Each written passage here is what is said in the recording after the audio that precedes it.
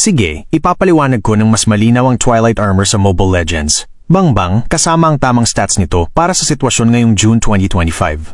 Twilight Armor, paliwanag para sa June 2025. Ang Twilight Armor ay isang defense item sa Mobile Legends. Bangbang na particular na idinisenyo para protektahan ang MGA bayani mula sa malalaking burst damage. Narito ang detalyadong paliwanag tungkol dito. MGA Katangian Attributes.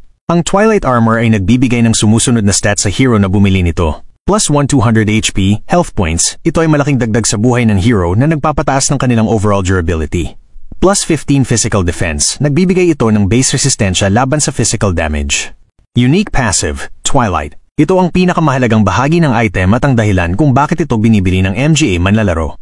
Ang passive na ito ay nagbigay ng malaking pagbabago sa item noong early 2024 patch 1.8.62 at nananatili ITONG pareho hanggang ngayong June 2025. Paano mag-trigger? Kapag ang iyong hero ay nakatanggap ng pinsala na higit sa 800 sa ISANG HIT single instance.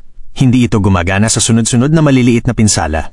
Epekto. Ang labis na pinsala ang halaga na lumampas sa 800 ay babawasan ng 50%. Halimbawa, kung tinamaan ka ng 1,000 damage sa isang hit, ang 800 ay tatamaan sa IYO ng buo.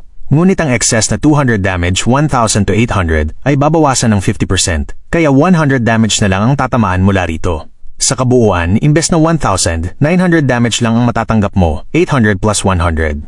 Walang cooldown. Ito ang pinakamalaking pagbabago. Dati may cooldown ito, pero ngayon ay wala na.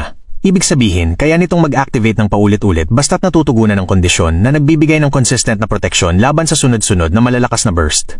Bakit mahalaga ang Twilight Armor ngayong June 2025? Counter sa burst damage heroes. Ito ang pinakamabisang item laban sa MGA hero na kayang mag one-shot o magbigay ng napakalaking pinsala sa isang idlap. Kasama rito ang MGA sikat na Marksman, gaya ni na Leslie, malaking crit damage, Brody, malakas na basic attack, o Layla sa kanyang malakas na skills.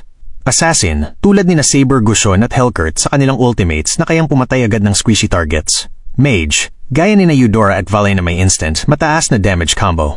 Para sa tanks at fighters, dahil sa kombinasyon ng malaking HP at pagbawas sa burst damage, ginagawa nitong mas matibay ang MGA frontline heroes.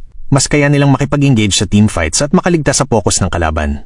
Meta relevance. Sa June 2025, patuloy ang pagiging relevant ng Twilight Armor lalo na kung dominante sa meta ang MGA heroes na may malalakas na burst.